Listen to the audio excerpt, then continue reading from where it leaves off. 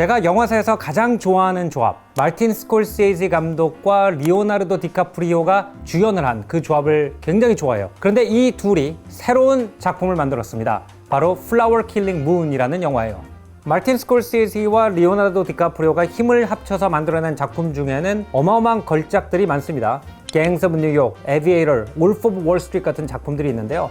마르틴 스콜세이지의 작품들을 보면은 저는 그가 아메리칸 드림의 음유시인이다 라고 표현을 할 것 같아요. 갱스 오브 뉴욕에 나오는 폭력을 불사해서라도 생존을 이루고자 하는 터프한 이민자의 모습이라든지, 에비에이터나 울프 오브 월스트리트에 나오는 성공에 대한 집념으로 똘똘 뭉쳐서 심지어는 자기 파괴적 성향까지 나타내는 사업가의 모습, 그리고 로버트 드니로가 주연을 한 스콜세이지의 옛날 걸작 택시 드라이버의 캐릭터도 있죠. 자기가 인생의 낙오자가 되었다는 실망감이 비애나 슬픔 대신 분노로 이어지는 모습, 이런 모습들은 다 다분히 아메리카적인 모습이라고 생각을 합니다.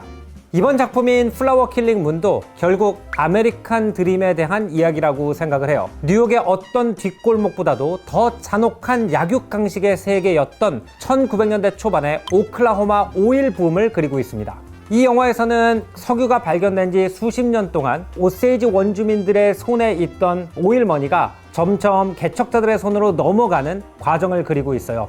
그래서 마르틴 스콜세이지가 지금까지 그려온 아메리칸 드림이 누구에게는 악몽이라는 것을 보여주는 걸작이라고 생각을 합니다.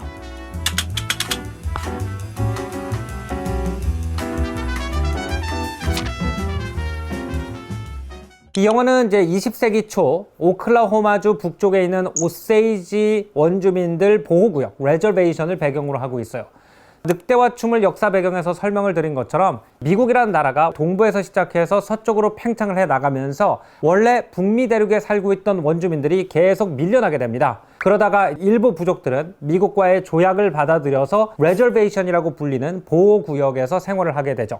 이 오세이지 부족도 마찬가지로 몇 번 미국에 의해서 강제 이주를 당하다가 마침내 오클라호마에 있는 굉장히 척박하고 농사짓기 힘든 땅에 정착을 해서 살아가고 있었어요. 근데 오세이지 부족은 타 부족과 조금 다른 방식으로 미국과 거래를 했습니다. 오클라호마가 아직 주가 아닐 때 이 주를 형성하기 위해서는 거기에 살고 있는 오세이지족들의 땅이 필요했어요. 그래서 오세이지족들은 그 땅에서 나는 모든 자원의 권한을 인정받는 조건으로 계약을 했기 때문에 나중에 아이러니하게 미국이 저기가 제일 척박하고 쓸모없는 땅이다 라고 오세이지족들을 강제 이주시킨 곳에서 석유가 발견되자 그 석유의 채굴권을 오세이지 부족이 행사할 수 있게 된 거죠. 부족민의 숫자는 얼마 되지 않는데 이 어마어마한 지하 자원을 차지할 수 있게 됐기 때문에 오세이지 부족민들은 순식간에 벼락부자가 됩니다. 그래서 영화가 시작되면은 옛날에 영화관에서 틀어주던 흑백 뉴스릴의 형태로 오세이지 부족에 대한 소개가 나오는데요. 그 당시 전 세계에서 1인당 부가 가장 높은 부족이다 라는 설명이 나와요.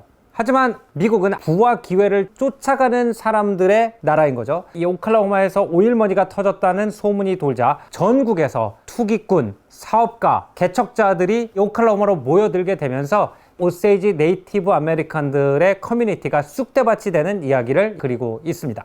이 영화의 주인공인 로버트 드니로의 캐릭터인 헤일과 리오나르도 디카프리오의 캐릭터인 버크하트는 굉장히 교묘한 방식으로 이 오일머니에 손을 뻗습니다. 오세이지 부족 여성들과 혼인관계를 맺어서 그들이 죽으면 석유 채굴권을 상속받겠다라는 속셈을 가지고 있던 거죠. 그런 과정에서 20세기 초 전 미국을 시끄럽게 만들었던 오세이지 원주민 살인 사건과 연루가 된다는 이야기를 그리고 있습니다. 저는 이 영화가 미국인들이 스스로를 보는 역사인식의 흐름 속에서 굉장히 중요한 의미를 가진 영화라고 생각을 합니다. 그리고 아메리칸 드림을 21세기적으로 보는 영화를 만들어냈다고 생각을 해요. 제가 중학교, 고등학교에 있을 때만 해도 미국의 교과서를 열면 메이플라워라고 하는 배 그림이 그려져 있었어요. 이 배에는 종교적 박해를 피해서 영국에서 매사추세츠로 넘어오고 있는 사람들이 타고 있었다는 거죠. 그 이후로 미국은 여러 나라에서 자기의 신분, 종교, 인종 때문에 박해를 받고 있는 사람들이 넘어와서 새로운 꿈을 쫓을 수 있는 나라가 되었고, 그런 사람들의 권리를 보장하는 헌법을 가지게 되었고, 그래서 그 헌법 정신을 믿는 사람들이 여러 나라에서 넘어와서 세운 랜드 오브 이미그런트, 이민자들의 나라다 라는 것이 제가 배운 미국 역사의 어떤 정의 같은 것이었습니다. 이런 헌법이 생기자 전 세계 사람들이 자기가 수완과 재량 그리고 능력과 의지만 있으면 꿈을 펼 수 있는 북미로 몰려들었고, 그 사람들은 서쪽에 있는 광활한 땅을 개척해 나가면서 오늘날의 미국이 완성되었다는 거죠. 하지만 21세기가 되면서 더 다양한 목소리를 미국 역사 속에 수용을 하는 과정에서 이 나래티브에 근본적인 문제가 있다는 것을 깨닫게 됩니다. 아메리칸 드림을 한 번도 공유하지 않았던 두 개의 민족이 미국의 역사에서 굉장히 중요한 역할을 했다는 거예요. 한 그룹은 미국에서 새 시작을 하기 위해서 자발적으로 온 것이 아니라 강제로 끌려온 아프리카계 노예들과 그 후예들이 있죠. 또 하나는 수천 개의 다른 언어를 쓰고 풍습과 전통을 가지고 있던 굉장히 많은 북미 원주민 부족들이 이미 살고 있다는 거죠. 이 사람들의 관점에서 보면은 아메리칸 드림은 그냥 도적질이 되는 겁니다. 네이티브 아메리칸들은 외국에서 넘어와가지고 미국의 시민이 되겠다고 선서를 하거나 이런 게 아니기 때문에 100% 독립국가로 인정을 받지도 못하면서 또 100% 미국의 시민권을 인정받지도 못하는 애매한 경계에 있어요. 이 영화에서 보여주는 것은 네이티브 아메리칸들의 손에 막대한 부가 들어온다 하더라도 그 부를 지켜낼 만한 법적 장치와 보호가 없다는 것을 아주 적나라하게 보여주고 있죠. 실제로 이 오세이지 부족들이 살고 있는 지역에 기름이 터지자 이 오세이지 네이티브들의 일부 사람들은 돈을 굉장히 흥청망청 쓰기 시작했어요. 그러자 이 미국 정부는 오세이지 부족 사람들은 아직 문명인들이 아니어서 유아 같기 때문에 스스로 돈에 대해서 건전한 관념을 가지는 것이 불가능하다고 생각을 했습니다. 그래서 정부에서 후견인 제도라는 걸 만들어요. 그러니까 오세이지 부족들한테 가야 되는 채굴권 로얄티가 직접 그들한테 가는 것이 아니라 후견인으로 국가가 지정한 백인 사업가나 백인 변호사 또는 회계사의 손으로 가는 거죠. 그리고 이 네이티브 아메리칸들은 마치 부모님한테 용돈을 타듯이 후견인한테 가가지고 왜 내가 이 돈이 필요한지를 설명을 하고 돈을 타서 써야 되는 그런 제도가 있었습니다. 일단 이 제도는 굉장히 많은 부작용이 있었겠죠. 변호사가 후견인으로서 돈을 관리를 해주는 로얄티를 자기가 직접 떼고 돈을 줬습니다. 그렇기 때문에 이걸 통해서 미국 시민들만 부자가 되는 경우가 굉장히 많았고요. 가장 지독한 것은 원주민이 죽었을 때 그거를 후견인이 쓱싹할 수도 있었기 때문에 이 오세이지 연쇄살인 사건을 설명하는 많은 소문 중에서 후견인들이 짜고 네이티브 아메리칸들을 하나씩 죽여서 그 돈을 챙겼다라는 설도 있습니다. 역사 덕후로서 이 영화를 보면은 더 마음이 아픈 장면이 있는데, 이미 유럽인들이 북미에 도착을 했을 때 미 대륙이 비어있다고 생각하게 만든 큰 요인이 있대요. 그것은 이제 초기 개척자들이 아메리카 대륙 원주민들과 접촉을 하면서 박테리아나 바이러스가 네이티브 아메리칸들한테 전파가 됐고, 유럽인들이 실제로 대규모로 아메리카 대륙으로 이민을 오기 이전에 이미 그 전염병이 돌아서 아메리카 대륙의 인구가 굉장히 낮아져 있어서 그들의 눈에 이 땅이 빈 땅처럼 보였다라는 얘기가 있습니다. 이 영화에서도 보면은 이 오세이지 부족민들이 시름시름 질병으로 죽어가고 있는 모습이 보여요. 그들이 많은 돈을 가지게 되자 식습관이 바뀐 거예요.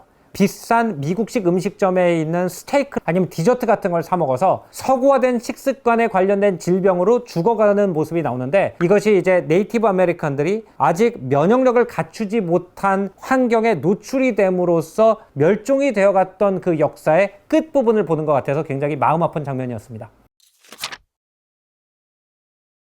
이 영화에 보면은 이 오세이지 살인 사건이 진행되는 비슷한 시기에 털사라는 곳에서 뭔 큰 사건이 터졌다라고 하면서 사람들이 웅성웅성하는 장면이 나오고요.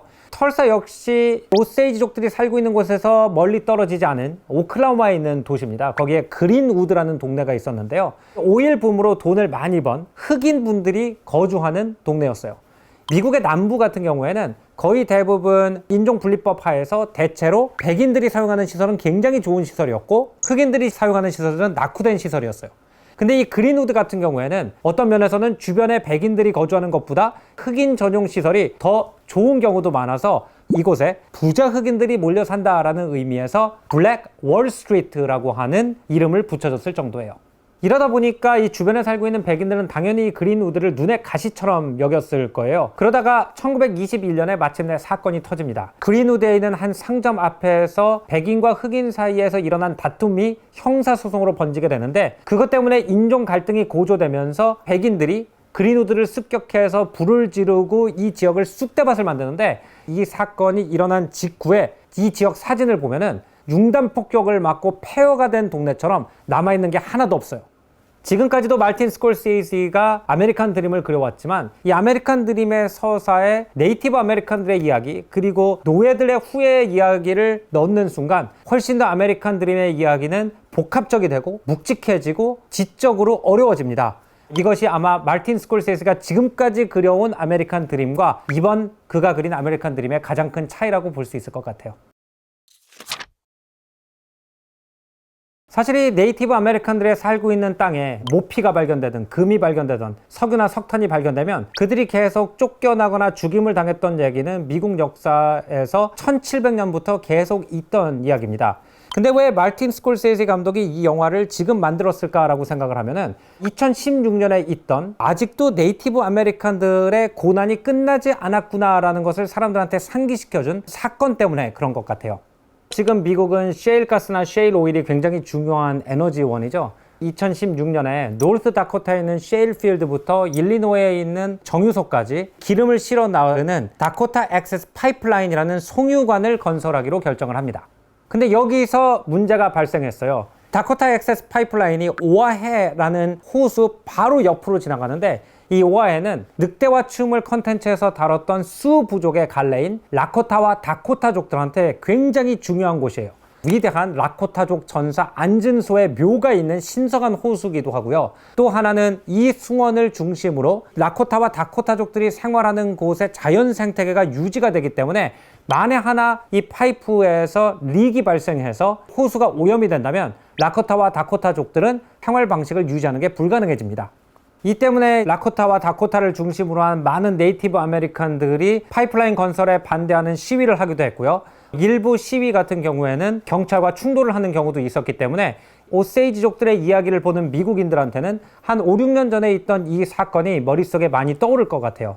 네이티브 아메리칸들의 권익이 침해당하는 문제가 과거의 문제가 아니고 아직도 현재 진행 중이라는 것을 이때 사람들이 많이 깨달았고 그렇기 때문에 이런 영화에 훨씬 더 공감할 준비가 되어 있지 않나 생각이 돼요.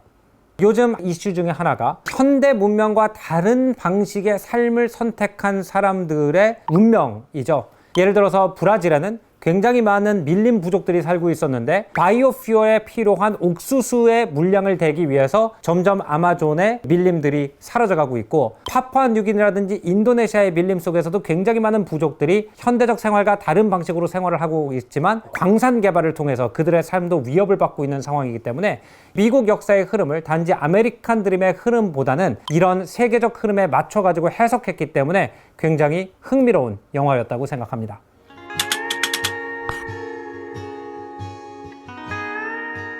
이번 영화를 보고 제가 스콜세지 감독을 더 좋아하게 된 것은 자기가 평생 동안 머릿속에 가지고 있던 내 나라와 내 도시에 대한 이미지를 80이 된 나이에도 재평가할 수 있는 분이라는 게 이분이 정말 트루 아티스트다 라고 제가 생각을 하게 된 점이에요.